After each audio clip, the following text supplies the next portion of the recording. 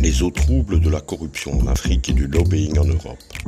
Attachez vos ceintures, ça va secouer, car je ne suis pas certain d'être le pilote de l'avion.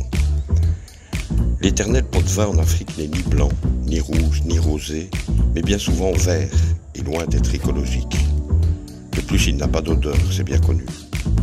Aussi fréquente qu'un lever de soleil, la corruption est bien moins secrète que les recettes de grand-mère, et elle touche un bon nombre de personnes. Une façon de vivre, d'exister, de survivre pour certains. Si les petits se prennent souvent les pieds dans le tapis, les gros, eux, manient une rhétorique assez surprenante quand ils sont pris la main dans le sac. Mais madame, c'était pour le bien du pays.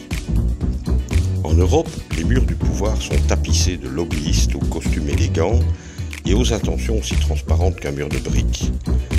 Tels les gécos, ils se faufilent dans les couloirs à la recherche des élus et de leurs bureaux pour y glisser dossiers, enveloppes et autres invitations. Leur rhétorique est bien ficelée et commence souvent par un « si », leur note de musique préférée, engendrant de fort probables étoiles pour un week-end dans le chef du receveur. La corruption en Afrique et le lobbying en Europe sont comme deux faces d'une pièce. D'un côté, nous avons des pots de vin qui sapent la confiance du public et entravent le développement.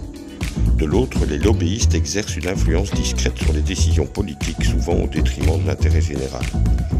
Ces pratiques sont identiques sur bon nombre de points, mais en vérité, cette sémantique diffère seulement aux yeux de la loi.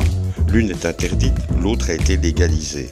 Donc oui, en Europe, on a légalisé la corruption et on lui a donné un autre nom. Le danger reste cependant le même, une perte de confiance totale des populations en leurs institutions.